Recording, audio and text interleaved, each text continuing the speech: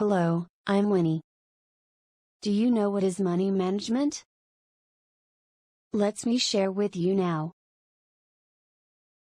It is a process involving mainly 3 steps. First is setting up financial goals, like short-term, medium-term and long-term.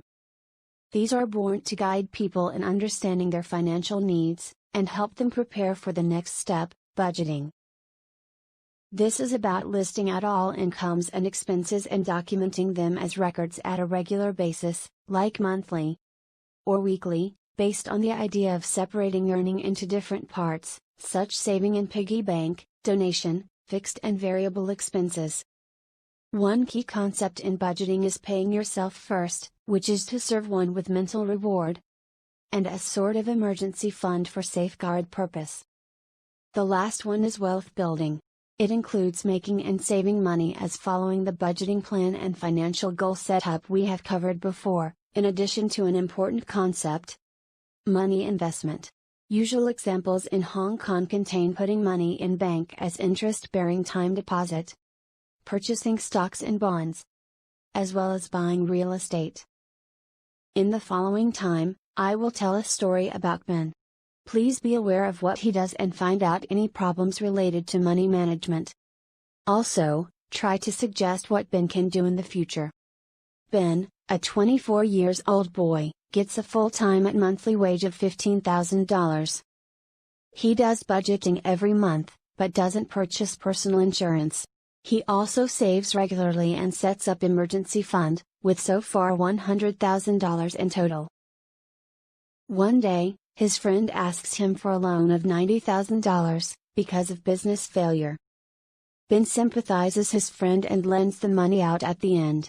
Soon after, Ben unfortunately gets hurt at his workplace.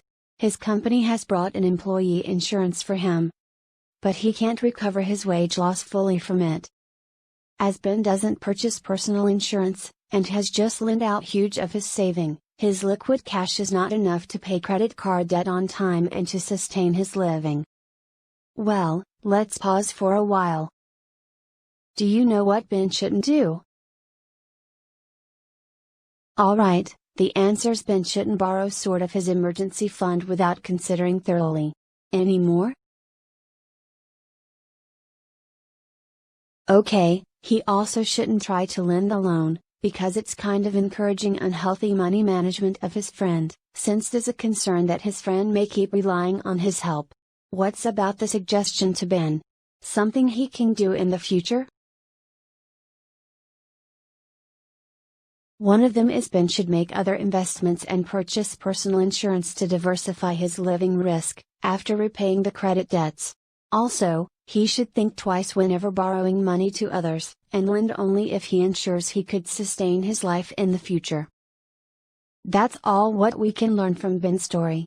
After listening my sharing, I hope you guys have a clear understanding on money management, that is made up of setting up financial goals, budgeting and wealth building.